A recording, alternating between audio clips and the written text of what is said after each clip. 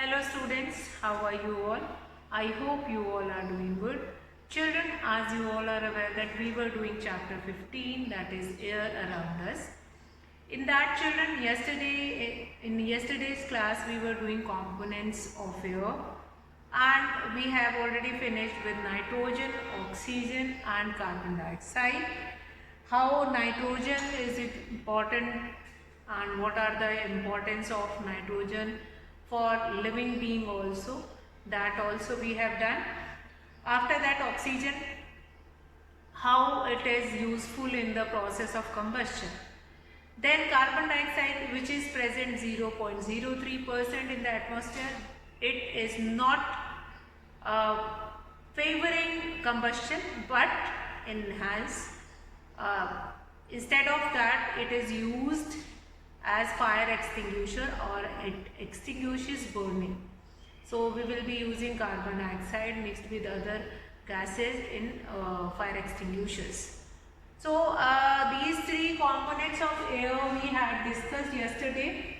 Today we are going to start with components of air, which is our next, that is water vapor. Now, components of air, if I am going to talk about components of air, then what? Nitrogen, oxygen, carbon dioxide, water vapor, dust particles, smoke, all these are present each and everywhere. Wherever you are going to, wherever you are going, you will be getting these components of air. So these are the basic and foremost important components of air, that is nitrogen, oxygen, and how oxygen is utilized in a day-to-day life, then carbon dioxide. Now children, today we will be starting with water vapor, our next component of air, that is water vapor. Now water evaporate from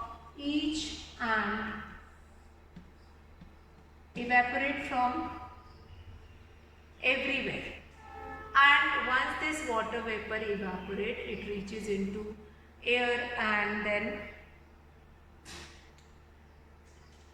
that water vapor only condense and then forming cloud and comes on the earth in the form of rainwater.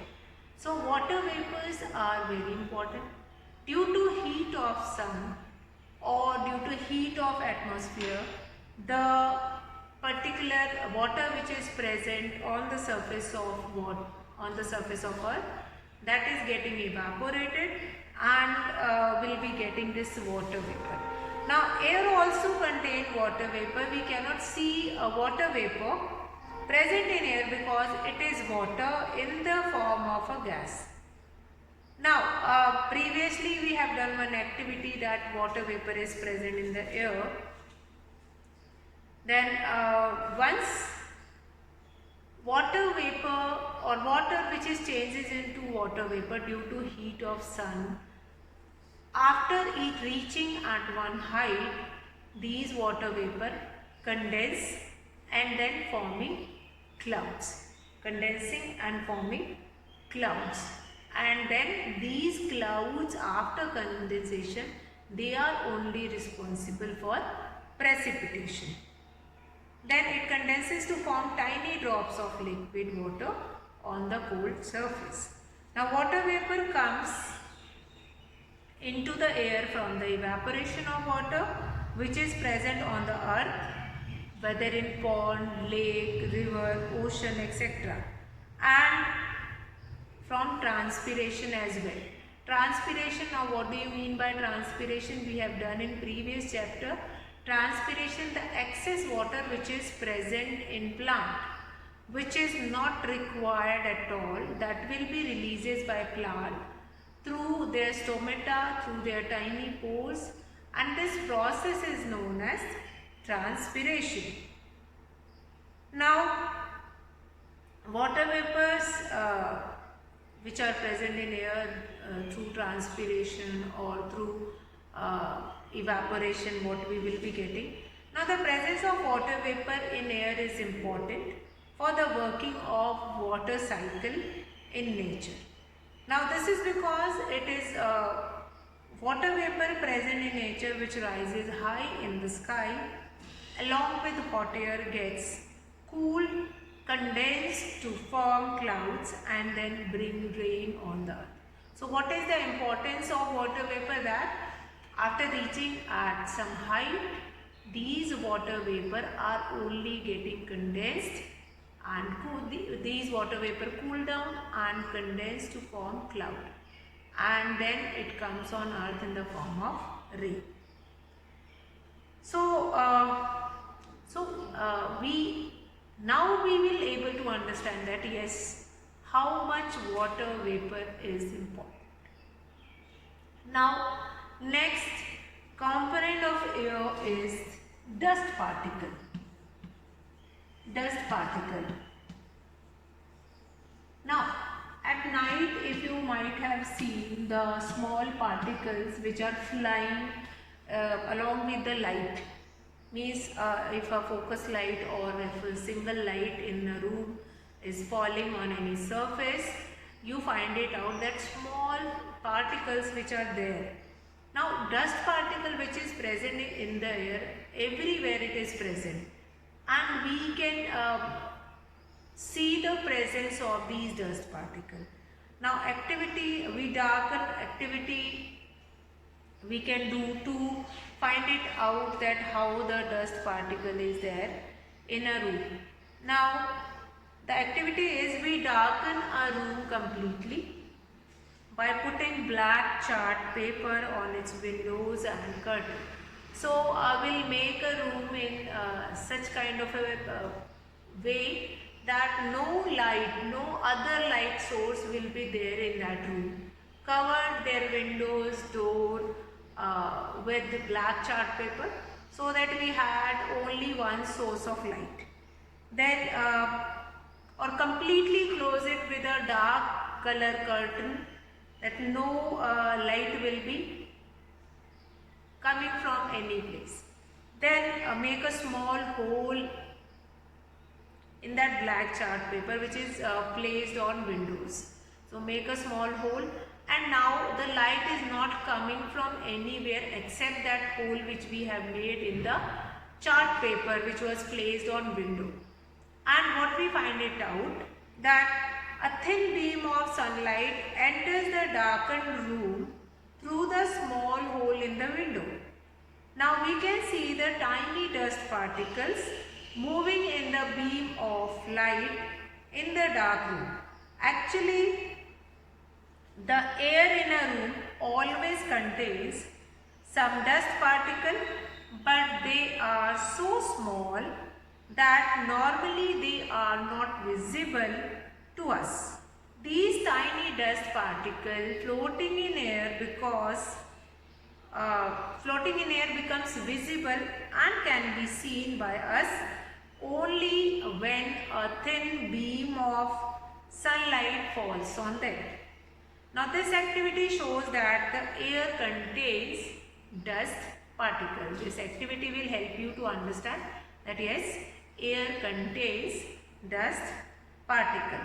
So very simple activity is this, which you can do it at your home also, in your room also, and this will only help you to understand that how the dust particles come into room from a number of source such as blowing of wind. So dust particle is present all around us and they are coming inside the room through air, when we switch on fans, then also. Then blowing of winds, traffic on the roads, dusting at home, earth moving operations, constructions activities and agriculture practices. The presence of dust particle in air varies from time to time and place to place. We normally breathe in air, inhale air through our nose. This is because fine air, hair and mucus are present inside the nose to prevent dust particles from entering into our respiratory system. Now we should never breathe in air or inhale air through our mouth. Now again, one more thing in this, that dust particle which we were talking about it. These dust particles were present in a surrounding. That is why only it is always mentioned that do not breathe through your mouth. Always breathe through your nose. Now why is it so? That in your nose fine hairs were present which help to stick that dust particle which is already present in the air. Now mucus means a sticky substance which is present in your nose as well as fine hairs. Now the bigger particle they'll stick, they'll filtered with their hair, and the fine particle will stick with the mucus, and your nose does not allow your these dust particle to enter into your body, and hence your lungs, your respiratory system will be protected. That is why only it is always mentioned that whenever you are going in a dusty area, or if dust particles are flowing or blowing over there, then do not breathe through your nose. Do not breathe through your mouth. Breathe through your nose. Now this is because if we breathe through our mouth, then these dust particles present in air may enter our respiratory system and damage our health. Now, next component of air is smoke. Next component of air is smoke. Smoke. Now again, smoke which is also present in air. Smoke consists of fine carbon particles and some gases. Now smoke is produced by burning fuel. Now dust particle is present in nature, that is a component of nature only. Fine, with blowing winds, with running vehicles, with wind, with traffic, all these things will be there. But smoke is produced by burning of fuel. For example, if we burn wood, if we burn charcoal, coal, kerosene, petrol and diesel, etc., then smoke is produced. Now smoke is a component of air which is not at all useful, and it is harmful for our health. So smoke is produced by burning of fuel. What is important here? That smoke is produced by burning of fuels, and it is always harmful. Breathing in air containing smoke damages our health. We usually see tall chimneys in factories. Now these tall chimneys which were installed in factories, you might have seen that the tall chimneys which were installed in factories, from them the air which is coming out, that is quite dark, of about black color. Why is it so? That is smoke produced in the factory high up in the air, so that it can reduce the harmful effect on the ground. It cannot give harmful effect of it on the ground. So basically engineers also, they will be using that is they will be using pipes which in a vehicle which help to remove these harmful smoke which is produced by the vehicle while running. Now a vehicle also produce smoke containing harmful gas. This smoke is emitted into air through the exhaust pipes connected to the engines of vehicles. Now the traffic policemen who regulate traffic at crowded city road crossing often wear masks. Now the traffic policemen wear masks to protect themselves from the smoke containing harmful gases which is emitted by the vehicles which are moving around. So there are certain components of air like dust particles, smoke. These are also an important part uh, of air, but they always produce a harmful effect of it, like nitrogen, oxygen, which is a need of living being, which is a need of plants also, animal also. But there, along with that, we have some of the components which are always making harmful effect on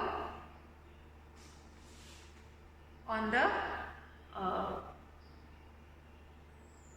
living organism, whether they are animals, plants or human.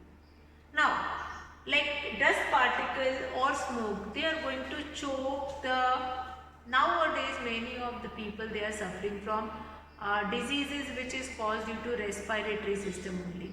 And then you might have seen in the news also that the with that is atmospheric, what will be the climate index of Delhi.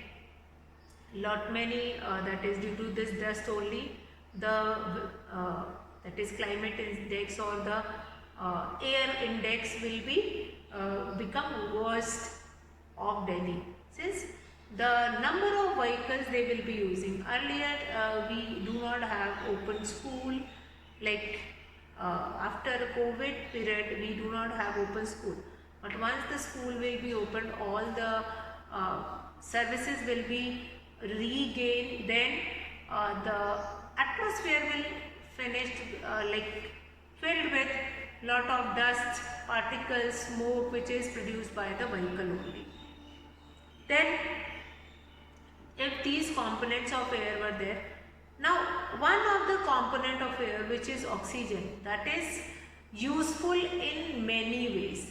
Nitrogen, I have told you that plants are taking, that is protein rich plant are only taking that oxygen. Along with that there are certain